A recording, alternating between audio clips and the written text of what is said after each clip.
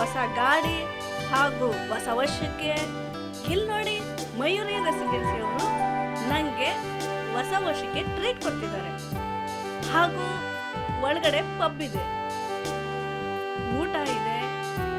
ಮತ್ತೆ ಹೇಗಿದೆ ಕ್ವಾಲಿಟಿ, ಎಣ್ಣೆ ಕ್ವಾಲಿಟಿ, ವಾತಾವರಣ ಹೇಗಿದೆ ಒಳಗಡೆ ಹೋಗಿ ನೋಡೋಣ. ಈ ವರ್ಷ ನೀವು ಎಂಜಾಯ್ ಮಾಡಬೇಕು, ನಾನು ಎಂಜಾಯ್ ಮಾಡ್ತೀನಿ. ನಶಾ ಪಬ್ ತೋರ್ಸಕ್ ಮುಂಚೆ ಎಲ್ಲಿ ಬರುತ್ತೆ ಅಂತ ಅಡ್ರೆಸ್ ಹೇಳ್ಬೇಕಲ್ವಾ. ಇವಾಗ Bengaluru to Hosur main road Attibele ಅಂತ ಬರುತ್ತೆ. ಹೊಸೂರು ಮುಂಚೆ, ಅದಕ್ಕಿಂತ ಮುಂಚೆ ಯಡನಹಳ್ಳಿ ಅಂತ, ಇಲ್ಲೇ ಮೇನ್ ರೋಡ್ ಅಲ್ಲಿ ಬರುತ್ತೆ ಈ ಪಬ್. ನಶಾ ಅಂತ ಇಲ್ಲಿ ಪಬ್. ಹೋಗೋಣ. ಏನು ತೋರ್ಸಿದ ಒಂದು ಕರ್ಕೊಂಬಂದಿದ ಒಂದು ಅಂತೀರಾ, ಎಲ್ಲ ಒಂದೇ.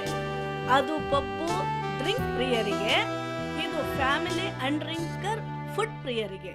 ಫ್ಯಾಮಿಲಿಗೋಸ್ಕರ ಬನ್ನಿ.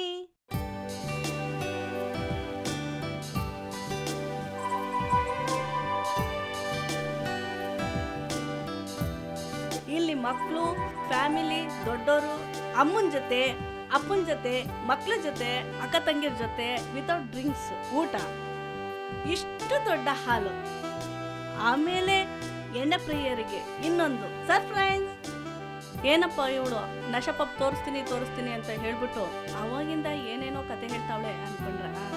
ಇನ್ನು 6:30 ಅಲ್ವಾ, ನಿಮ್ಗೆ ಗೊತ್ತು 7:30 8 ಗಂಟೆ ಮೇಲೆ ಎಣ್ಣೆ ಪ್ರಿಯರಿಗೆ ತುಂಬಾ ಪಬ್ ಸ್ಟಾರ್ಟ್ ಆಗೋದು ಅಂತ. ಹಾಗಾಗಿ ಈಗ ಬಂದ ತಕ್ಷಣ ನನಗೆ ಲೈಟ್ ಆಗಿ ಪನ್ನೀರ್ ಚಿಲ್ಲಿ ಕೊಟ್ಟಿದ್ದಾರೆ. ಹೇಗಿದೆ ಅಂತ ನೋಡೋಣ.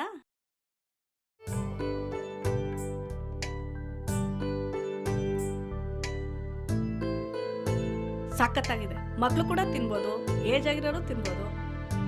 ತುಂಬಾನೇ ಚೀಸ್ ಆಗಿದೆ, ಸಖತ್ತಾಗಿದೆ ಟೇಸ್ಟ್. ನಶಾ ಪಬ್ ತೋರಿಸ್ತೀನಿ ಅಂತ ಏನೇನೋ ತೋರಿಸಿ ಟೆನ್ಷನ್ ಕೊಡ್ತಾಳೆ ಅನ್ಕೊಂಡ್ರ. ಈಗ ಗಾರ್ಡನ್ ಏರಿಯಾ ಒಂದು ನೋಡ್ಕೊಂಬಂತಾನ.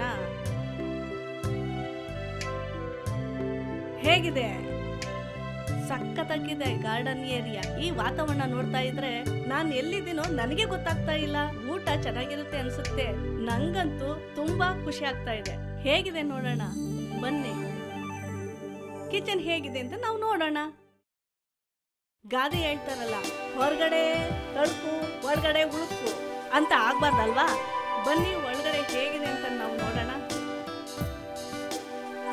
ಕ್ಲೀನಾಗಿ ಇಟ್ಟಿದ್ದಾರಲ್ವಾ. ಕೊನೆಗೂ ನಶಾ ಪಬ್ಗೆ ಬಂದು ಹೇಗಿದೆ ನೋಡೋಣ. ಚೆನ್ನಾಗಿದೆಯಾ?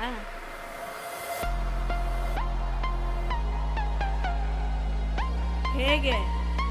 ಇಷ್ಟೇ ಅಲ್ಲ, ಇನ್ನೂ ಇದೆ.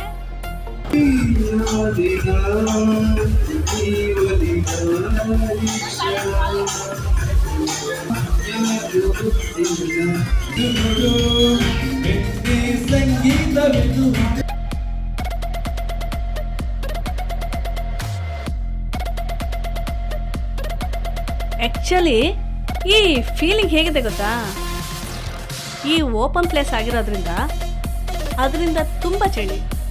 ಹಾಗಾಗಿ ನಾನು ಏನೋ ಮಿಸ್ ಆಗಿ ಗೋವಾ ಬಂದಿದ್ದೀನ ಅಂತ ಕನ್ಫ್ಯೂಸ್ ಆಗ್ತಾ ಇದೆ. ಇನ್ನು ಈಗ ಸ್ಟಾರ್ಟು, ನೀವು ಯಾವಾಗಲೂ ಮಿಸ್ ಮಾಡಕ್ಕೆ ಹೋಗ್ಬೇಡಿ.